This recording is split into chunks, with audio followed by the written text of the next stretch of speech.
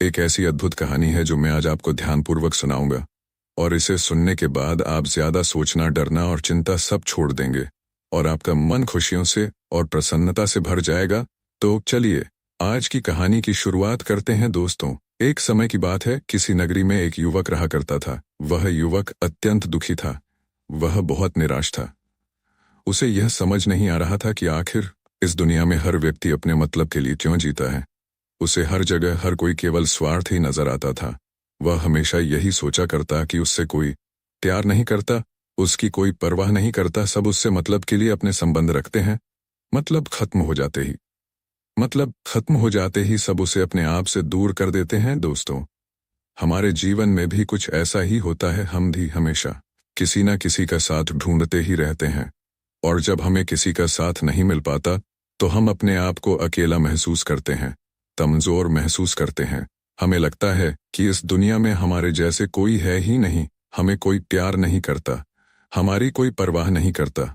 लेकिन हम यह भूल जाते हैं कि अंत में तो हर किसी को अकेले ही जाना है। वह व्यक्ति अपने इस अकेलेपन से बहुत परेशान हो चुका था, जिस कारण एक दिन उसने अपना घर छोड़ दिया और एक रास्ते पर निकल पड़ा। उसके मन में कई सारे विचार थे। उन विचारों में मग्न होकर वह उस रास्ते पर आगे की ओर बढ़ता ही जा रहा था। तभी उसे रास्ते में एक आश्रम दिखाई पड़ा। वह उस आश्रम की ओर आगे बढ़ा। तभी उसने देखा कि एक गुरु अपने शिष्यों को ध्यान करना सिखा रहे हैं, और उन्हीं शिष्यों में से एक शिष्य ने अपने गुरु से कहा है, गुरु, आखिर यह ध्यान क्या है और इस ध्यान को करने से हमें क्या लाभ। तभी वह गुरु अपने उस शिष्य के इस सवाल का जवाब देते हुए कहते हैं, पुत्र, ध्यान ही सच और ध्यान हमें अकेला कर देता है। हम जितने ज्यादा अकेले होते जाते हैं उतना ही हम ध्यान में उतरते चले जाते हैं, और यही अकेलापन तुम्हें सत्य के मार्ग पर ले जाता है, तुम्हें सत्य की प्राप्ति करवाता है। वह युवक आश्रम के बाहर खड़े होकर यह सब कुछ देख रहा था, सुन रहा था। जैसे ही उसने उन गुरुवर के मुख से यह सारी बातें सुनी, वह दौड़ा दौड़ा उन गुरुवर के पास आया और कहने लगा है, गुरु, यदि ध्यान हमें अकेला कर देता है तो इसका मतलब यह हुआ कि मैं इन सब चीजों में श्रेष्ठ हूँ। आप तो ध्यान का सहारा लेकर अकेले होते हैं, लेकिन मैं तो ऐसे ही अकेला हूँ। मेरा ऐसा कोई नहीं है जिसे मैं अपना कह सकूं, जो मेरी परवाह करता हो, जो मेरा ख्याल रखता हो, और मैं अपनी राह पर अकेला ही चलता चला जा रहा हूँ। उस व्यक्ति की यह सारी बातें सुनकर उन गुरुवर ने उस व्यक्ति को ध्यानपूर्वक देखा, और उसके बाद उससे कहते हैं, भंते, अगर तुम अकेले हो तो तुम्हारे पीछे तुम्हारा पूरा परिवार, तुम्हारे मित्र, तुम्हारे शत्रु, तुम्हारे सगे संबंधी, इन सब को लेकर तुम कहाँ जा रहे हो। उन गुरुवर के मुख से यह बात सुनकर वह व्यक्ति चौंक उठा, और उसने तुरंत ही पीछे मुड़कर देखा तो वहां पर कोई नहीं था। तभी वह उन गुरुवर से कहता है, हे गुरुवर, कौन है? मेरे पीछे कोई तो नहीं, ना मेरे परिवार वाले, ना मेरे मित्र, ना मेरे शत्रु, और ना ही मेरे सगी संबंधी। मैं तो सबको पीछे छोड़ आया हूँ, क्योंकि कोई मुझे नहीं पूछता, कोई मेरी परवाह नहीं करता, कोई मेरा ख्याल तक नहीं रखता, यहाँ तक कि मेरी कोई आवाज तक नहीं सुनना चाहता। लेकिन जब किसी के ऊपर कोई समस्या आती है तो वह मुझे अवश्य याद करता है, पर बाकी समय पर वह मुझे पूछते तक नहीं। उन्हें यह तक खबर नहीं होती कि मैं किस हाल में हूँ, मैं जिंदा भी हूँ या नहीं। उन सबको इन सब चीजों से कोई फर्क नहीं पड़ता।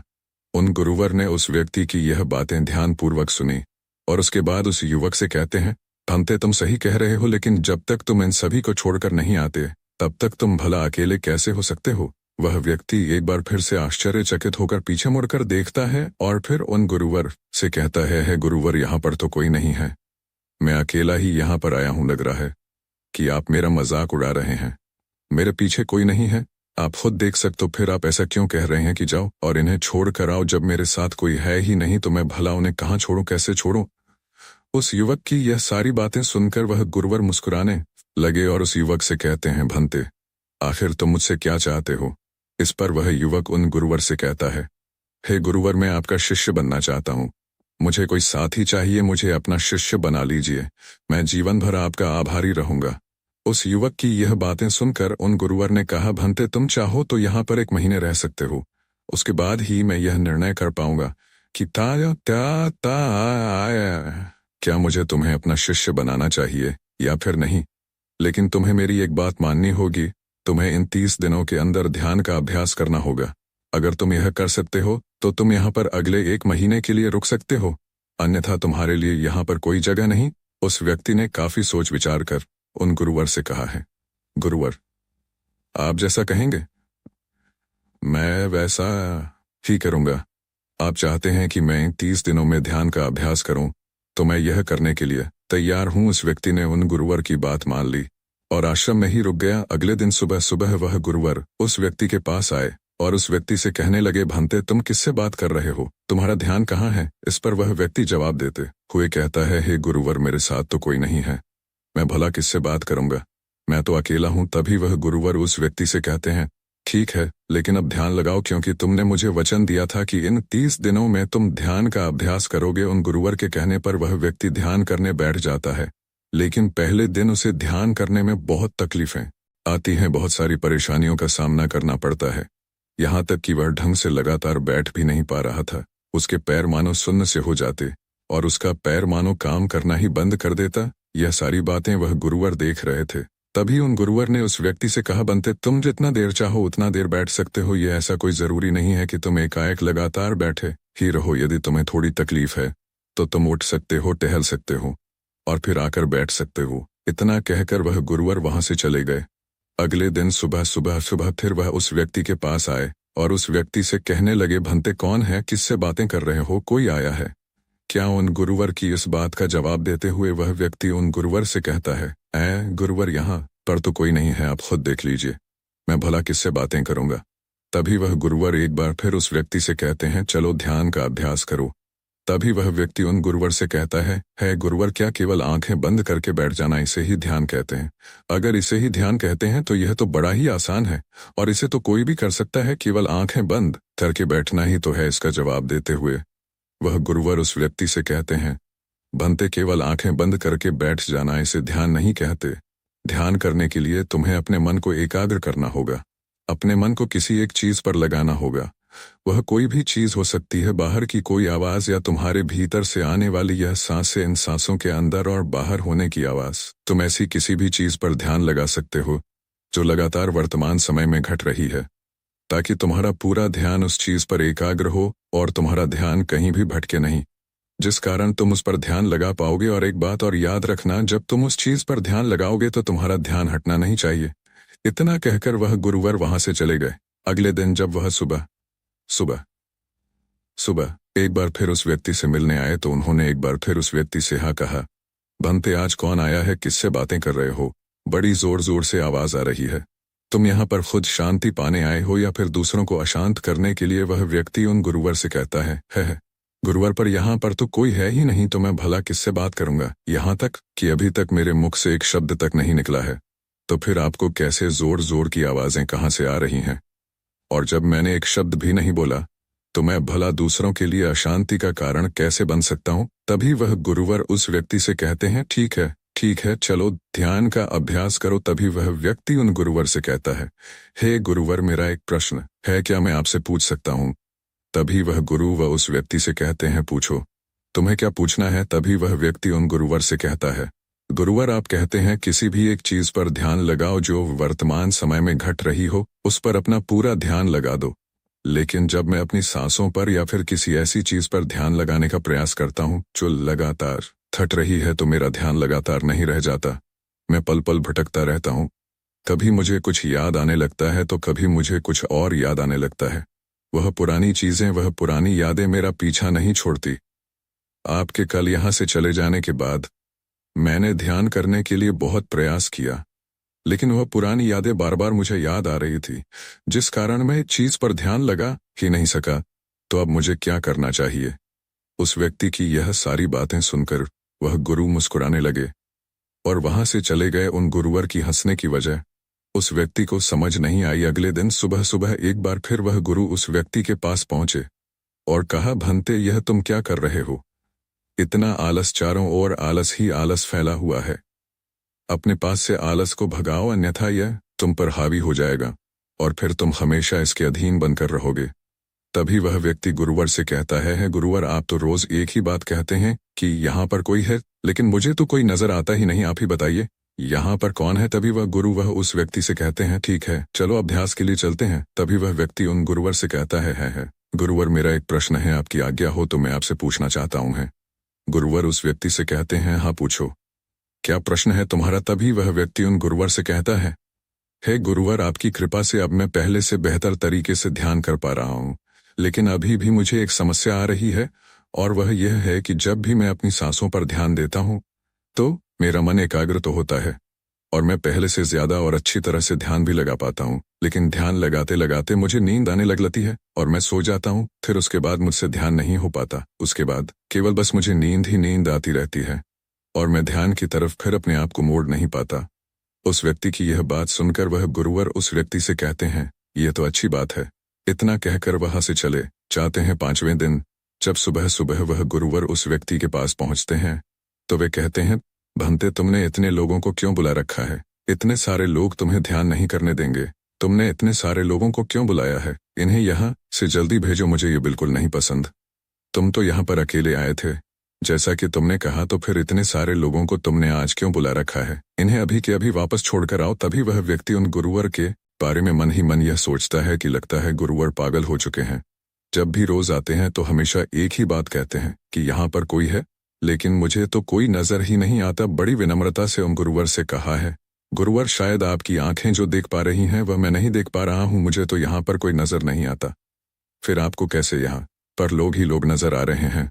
फिर गुरुवर उस व्यक्ति से कहते हैं, अच्छा ठीक है, चलो अब ध्यान का अभ्यास करते हैं। तभी वह व्यक्ति उन गुरुवर से कहता है गुरुवर, मुझे ध्यान के वक्त नींद आती थी, जैसा कि मैंने आपको बताया था। उस पर तो मैंने नियंत्रण पा ली, लेकिन अब जब भी मैं ध्यान करने बैठता हूँ, किसी एक चीज पर अपना ध्यान केंद्रित करता हूँ, तो मेरे मन में विचारों का सैलाब होता है। मानो विचारों की बाढ़ सी आ जाती है। इतने विचार तो आंख खोलकर भी मैंने कभी नहीं देखे होंगे, जितने की आंखें बंद करने के बाद मुझे नजर आते हैं। और इन विचारों में कुछ ऐसे विचार भी मेरे मन में आते हैं जिनके बारे में आज तक मैंने सोचा तक नहीं है। मुझे उनके बारे में कुछ भी नहीं पता। ये सब क्यों हो रहा है गुरुदेव? उन गुरुवर ने उस व्यक्ति की यह बात सुनकर उस व्यक्ति से कहा, अच्छा ऐसा हो रहा है। इतना कहकर वह गुरुवर वापस चले गए। अगले दिन सुबह सुबह वह गुरुवर एक डंडा लेकर उस युवक के पास पहुंचे और एक डंडा जड़ते हुए उस युवक से कहते हैं, मैंने तुम्हें पहले ही कहा है, इतने सारे लोग मुझे पसंद नहीं, तुम्हें इन्हें छोड़कर आना होगा। आखिर तुम रोज रोज इन्हें क्यों ले आते हो? इतनी भीड़ इकट्ठा करके तुम्हें क्या लाभ? आज के बाद ये यहाँ पर नहीं आने चाहिए। इस बात का ख्याल रखना। यदि आज के बाद यहाँ पर कोई भी नजर आया और तुम्हारी बकबक मुझे सुनाई पड़ी तो मैं तुरंत ही तुम्हें इस आश्रम से निकाल दूंगा। तभी वह व्यक्ति बड़ी विनम्रता से उन गुरुवर से कहता है गुरुर, मुझे तो यह समझ नहीं आता कि मुझे कोई नजर ही नहीं आता, लेकिन आप रोज एक ही बात कहते हैं कि यहाँ पर मैंने भीड़ इकट्ठी कर रखी है।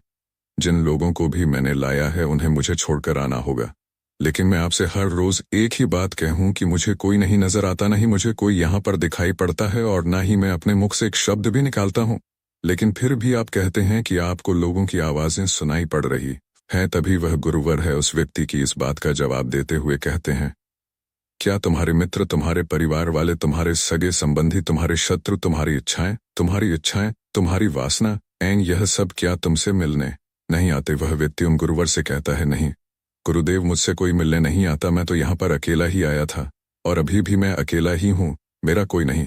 तभी वह गुरुवर क्रोधित होकर उस झंडे से उस व्यक्ति पर एक और प्रहार करते हैं और कहते हैं, अभी बैठो, अभी ध्यान लगाओ, और यदि तुम्हारे ध्यान में कोई भी आता है तो मुझे बताओ। वह व्यक्ति उन गुरुवर की बात मान लेता है और तुरंत ही ध्यान करने बैठ जाता है।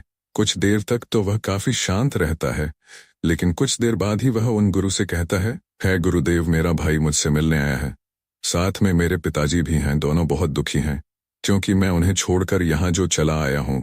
मेरे भाई की तबीयत भी कुछ ठीक नहीं लग रही, वह मुझे बुला रहे हैं। मेरे बड़े भाई की पत्नी अर्थात मेरे भाभी मेरे बड़े भाई के साथ अच्छा व्यवहार नहीं कर रही, और तो और मेरी प्रेमिका भी आई हुई है। वह मुझसे पूछ रही है कि क्या तुम मुझसे शादी करोगे या फिर मैं किसी और से शादी कर लूं। वह भी बहुत दुखी नजर आ रही है। और इतना ही नहीं, मेरे कुछ मित्र भी पीछे खड़े हैं जिनसे मैंने कुछ कर्ज लिए थे, आज वह मुझसे अपना कर्जा मांगने आए हैं। मुझे धोखेबाज कह रहे हैं, मुझे अपशब्द बोल रहे हैं, और वह साथ में मेरे कुछ शत्रुओं को भी लाए हैं, लेकिन मेरे शत्रु मुझे मारना नहीं चाहते। वह तो ये कह रहे हैं कि तू तो पहले से ही मरा हुआ है, तुझे और क्या मारना। इतना कहकर वह व्यक्ति कुछ देर के लिए शांत हो गया, लेकिन उसी के बाद फिर कुछ देर बाद वह एक बार फिर से उन गुरुवर से कहने लगा है, गुरुवर, अब मेरे पास एक बहुत बड़ा घर है इसे मैंने खरीद लिया है। मैं, मेरे पिता, मेरी माता, मेरा भाई, मेरी भाभी सभी इसमें बहुत मिलजुल के रह रहे हैं। हम बहुत खुश हैं।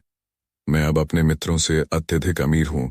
मेरे पास बेशुमार धन दौलत है। और तो और मैंने अपनी प्रेमिका से शादी भी कर ली है और इसका जश्न बना रहे हैं। इतना कहकर वह व्यक्ति एक बार फिर शांत हो गया और फिर कुछ देर बाद और फिर एक बार उन गुरुवर से कहता है लगातार वह मुझ पर मारने का प्रयास कर रहा है, लगातार वह मुझ पर प्रहार कर रहा है। मैं उसका चेहरा देखने का प्रयास कर रहा हूँ, लेकिन मुझे उसका चेहरा नजर नहीं आ रहा। इतना कहते कहते वह उन गुरुवर से कहता है, गुरुदेव, यह तो आप हैं जो मुझे मार रहे हैं और यह भी कह रहे हैं कि इतनी भीड़ को लेकर क्यों आए हो और इन्हें लेकर कहाँ जा रहे हो। मेरे साथ तुम्हें अकेले ही चलना होगा।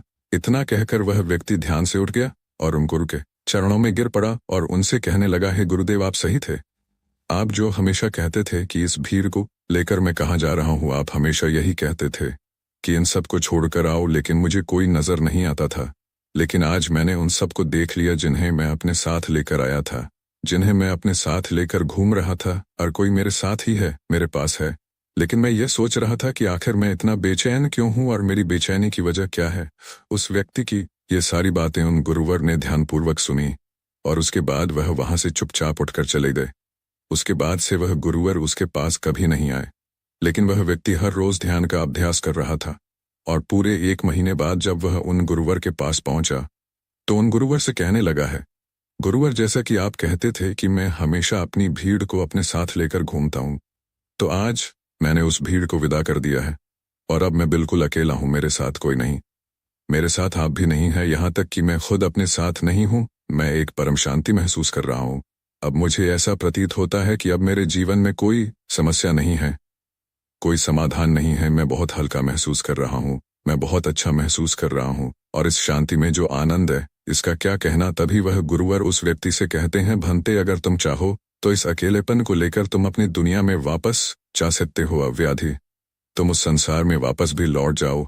भले ही लोग तुम्हारे आसपास क्यों ना रहे, भले ही पूरी भीड़ तुम्हारे साथ क्यों ना रहे, लेकिन फिर भी तुम अकेले ही रहोगे।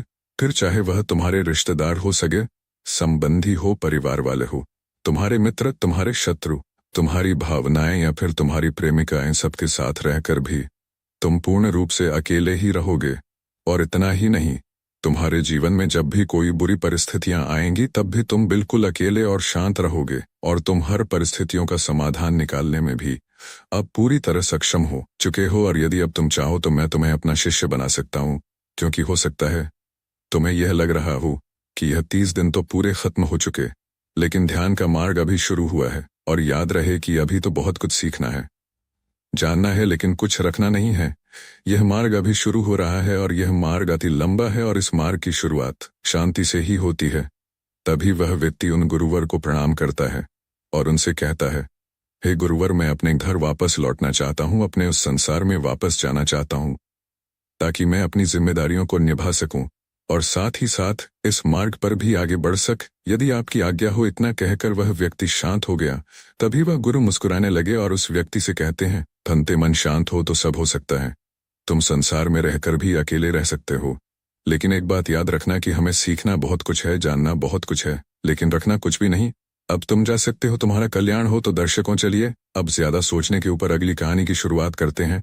संपूर्ण मानव जात एक दौड़ में लगी हुई है, एक ऐसी दौड़ जो कभी पूरी नहीं होती, जो उसके जन्म के साथ शुरू होती है और मरने तक उसका पीछा नहीं छोड़ती। लेकिन क्या कभी आपने ध्यान दिया है कि यह दौड़ किस चीज की है? जरा ठहर कर खुद से पूछिए कि आप किसके पीछे दौड़ रहे हैं और वास्तव में क्या यह दौड़ कभी पूरी हो सकती है? जिन भौतिक सुख सुविधाओं को इकट्ठे करने में इंसान लगा रहता है, क्या वास्तव में वह भौतिक सुख सुविधाएं उसे शांति या फिर आनंद प्रदान कर सकती है? सिकंदर ने मरने से पहले अपने सभी मंत्रियों को कहा था कि जब मेरी अर्थी उठाई जाए तो मेरा शरीर ढका हुआ नहीं होना चाहिए, मेरी हथेलियां खुली होनी चाहिए, ताकि सारी दुनिया यह देख सके कि जो सिकंदर पूरी दुनिया को जीत सकता था वह भी अपने साथ कुछ नहीं ले जा सका। उसके हाथ खाली के खाली रह गए। लेकिन जीवन की बागडोर ऐसी होती है कि उसे कभी ठहरने का वक्त ही नहीं मिलता। कभी वह सोच विचार ही नहीं करता कि जीवन का सबसे बड़ा सुख क्या है और इसके विपरीत जीवन का सबसे बड़ा दुख क्या है।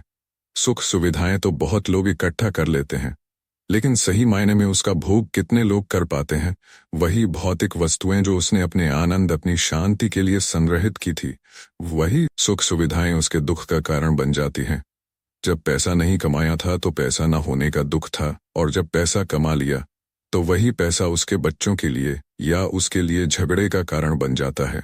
तो फिर कैसे सुख सुविधाएं, किन चीजों के पीछे आप भाग रहे हो? आज की जो कहानी मैं आप लोगों को सुनाने वाला हूं, उसमें आपको जीवन का सबसे बड़ा दुख और सबसे बड़ा सुख पता चलेगा। इससे पहले कि आप इस कहानी में खो जाएं, इस चैनल को सब्सक्राइब जरूर कर लें।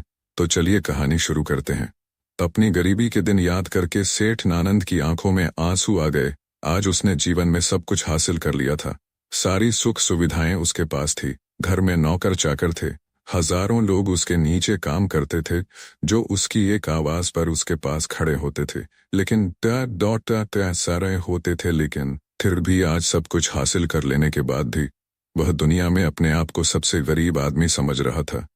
आखिरकार अपनी गरीबी के दिन याद करके उसकी आंखों में आंसू आ गए। उसके पास कुछ नहीं था, लेकिन तब भी वह प्रसन्न रहता था। लेकिन आज सब कुछ होने के बाद भी वह प्रसन्न नहीं था। और दुनिया में वही आदमी सबसे गरीब होता है जो सब कुछ होते हुए भी अकेला महसूस करता है। उसे एहसास होने लगा था कि धन संपदा या भौतिक सुख सुविधाएं उसके मन की पूर्ति नहीं कर सकती। लेकिन अब तो बहुत देर हो चुकी थी। उसका पूरा जीवन बीत चुका था। अब पूरे जीवन की कमाई उसे व्यर्थ लगने लगी। उसे लगने लगा कि उसने जो कुछ कमाया वह सब यूं ही था, व्यर्थ था। यह एहसास उसे जीवन में पहले कभी नहीं हुआ था। काश उसे यह एहसास पहले हो गया होता, तो वह ठहर जाता, रुक कर चिंतन करता कि जो चीज वह इकट्ठी कर रहा है, क्या वास्तव में वह इकट्ठी करने लायक है। अगर उसे यह बात पहले पता चल गई होती तो वह अपने जीवन में सार्थकता खोजने की कोशिश करता। वह उस रहस्य के बारे में खोज करता जो उसके मन की पूर्ति करता, जो उसके मन की पूर्ति करता, जो उसके मन की पूर्ति करता, जो उसके जीवन को संपूर्ण बना देता। उसने अपने दोनों बेटों को अपने पास बुलाया और उन्हें जीवन की सीख समझाने की कोशिश करने लगा। सेठ ने अपने बेटों से कहा कि बेटा, मेरे को तो जीवन में कोई बताने वाला नहीं था, सही रास्ता दिखाने वाला कोई था ही नहीं, इसलिए मैं उस रास्ते पर चलता रहा जिसका कोई अंत नहीं था। और आखिर में पहुंचकर मुझे महसूस हुआ कि जितना रास्ता मैं तय करके आया हूं उतना ही रास्ता बाकी और है। शायद मैं गलत रास्ते पर निकल पड़ा था और अब इतना समय नहीं बचा कि मैं नए रास्ते पर फिर से नया सफर शुरू करूं।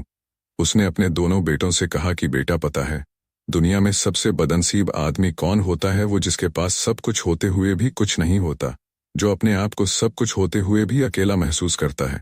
भला इससे बड़ा दुख, इससे बड़ी बदनसीबी और क्या हो सकती है? यह सुनकर उसके बड़े बेटे ने कहा कि पिताजी, सब कुछ तो आपके पास है, धन संपदा, पूरा परिवार, सारी खुशियां आपके पास है, लेकिन फिर भी आप अपने आप को बदनसीब क्यों समझते हैं? उसका बड़ा बेटा वह नहीं समझ पा रहा था जो उसके पिता उसे समझाने की कोशिश कर रहे थे। फिर भी उसने अपनी बात को समझाने की कोशिश करते हुए कहा, अभी तुम्हें लगता है कि जीवन में तुम्हारे पास सब कुछ है। मुझे भी तुम्हारे उम्र में ऐसा ही लगता था, लेकिन अब मैं बूढ़ा हो चला हूं। कुछ समय बाद मेरी मृत्यु भी नजदीक है और अब मुझे एहसास हो रहा है कि दुनिया में तो सब कुछ पीछे छूट जाता है। घर परिवार, रुपया पैसा, धन संपदा, सब कुछ यही रह जाता है। और आखिर में मेरे साथ जाएगा क्या? क्या मैं दुनिया में सबसे अकेला इंसान नहीं हूं? क्या मैं दुनिया का सबसे बदनसीब आदमी नहीं हूं, जिसके पास सब कुछ होते हुए भी वह अपने साथ कुछ भी नहीं ले जा सकता? सेठ के बेटे ने सेठ से सवाल पूछा कि पिताजी, फिर दुनिया में क्या इकट्ठा करना चाहिए? ऐसे तो हर इंसान अकेला ही होता है। कौन इंसान इस दुनिया में भला ऐसा होता है जो अपने साथ इस दुनिया की सुख सुविधाएं या फिर अपना परिवार को साथ लेकर जाता है? सब लोग तो अकेले ही जाते हैं। फिर तो दुनिया में हर एक आदमी बदनसीब ही हुआ। यही सवाल सेठ के मन में भी उठ रहा था, लेकिन उसके खुद के पास इसका कोई जवाब नहीं था। तो वह अपने बेटे को भला इसका क्या उत्तर देता? इसीलिए उसने अपने बेटे से कहा कि बेटा, मैं खुद इस सवाल का जवाब तलाश रहा हूं। अगर एक आदमी के पास सब कुछ होते हुए भी वह अकेला है, उन भौतिक सुख सुविधाओं का वह भोग नहीं कर पा रहा है, तो वह सबसे बड़ा दुख हुआ। मैं मानता हूं दुनिया का सबसे बड़ा दुख यही है कि आपके पास सब कुछ होते हुए भी आप अकेलापन महसूस करो। लेकिन इसके विपरीत दुनिया का सबसे बड़ा सुख क्या हो सकता है? इस सवाल का जवाब तो मेरे बेटे मुझे भी नहीं पता। इसीलिए मैं यह चाहता हूं कि मेरे मरने से पहले जी सवाल का जवाब मुझे नहीं, मिला वह जवाब तुम अपने जीवन में ढूंढो और यकीन मानो, अगर तुमने अपने जीवन में इस सवाल का जवाब ढूंढ लिया तो तुम दुनिया के सबसे सुखी इंसान कहलाओगे। यह कहानी सुनाकर गुरु ने अपने शिष्यों से सवाल पूछा कि दुनिया में सबसे बड़ा सुख क्या होता है। सभी शिष्य ध्यानपूर्वक अपने गुरु की यह कहानी सुन रहे थे। संध्या का समय था। धीमी धीमी हवा चल रही थी जिससे कि पेड़ की पत्तियां हिल रही थी। आसमान में पक्षी सहजा रहे थे। सूर्य अस्त होने को आया था और सभी शिष्य अपने गुरु से इस सवाल का जवाब जानना चाहते थे। लेकिन इससे पहले ही गुरु ने अपने शिष्यों से सवाल पूछ लिया। इसका उत्तर देते एक शिष्य ने कहा कि गुरुदेव, दुनिया में सबसे सुखी इंसान वही है जिसका शरीर सुखी है। अगर आपके शरीर में बीमारियां हैं तो आपके पास कितनी भी भौतिक सुख सुविधाएं हो, आपके लिए वह व्यर्थ है। और इसके विपरीत, अगर आपका शरीर सुखी है, अगर आपका शरीर स्वस्थ है, तो चाहे आपके पास कुछ भी नहीं हो लेकिन उसके बावजूद आप अपने जीवन में सुखी रहोगे। इसीलिए संसार का सबसे बड़ा धन हमारा शरीर होता है। यह सुनकर दूसरे शिष्य ने उसका विरोध करते हुए कहा कि गुरुदेव, दुनिया में बहुत से लोग ऐसे हैं जिनका शरीर एकदम स्वस्थ है लेकिन बावजूद इसके वह अपने जीवन में सुखी नहीं है। मैं मानता हूं कि जीवन में सबसे ज्यादा सुखी वही इंसान है जिसका मन सुखी है। गुरु ने अपने इस शिष्य से सवाल किया कि अच्छा, यह बताओ कि मन को सुखी किस प्रकार किया जा सकता है। इसका जवाब देते हुए उस शिष्य ने कहा कि गुरुदेव, मन कभी भी संतुष्ट नहीं होता है। अगर हम किसी प्रकार मन को संतुष्ट करना सीख ले तो फिर हम किसी भी परिस्थिति में आनंद और शांति से रह सकते हैं। लेकिन समस्या यही होती है कि मन का भला कभी होता ही नहीं है। मन को चाहे कितना भी खिला दो लेकिन उसकी भूख कभी पूरी नहीं होती, चाहे उसको कितना ही धन दे दो, लेकिन बावजूद इसके इसका लालच बढ़ता ही जाता है। अब गुरु ने सभी शिष्यों को समझाना शुरू किया। गुरु ने कहा कि अज्ञानतावश मनुष्य कभी यह समझ नहीं पाता कि उसका मन हमेशा से खाली था, लेकिन व्यर्थ की चिंताएं, व्यर्थ के लक्ष्य अपने जीवन में बनाकर उसने अपने मन को बांध लिया। जिस मन की प्रवृत्ति हमेशा खाली रहने की थी, उसने उस मन को कूड़े कचरे से भर लिया।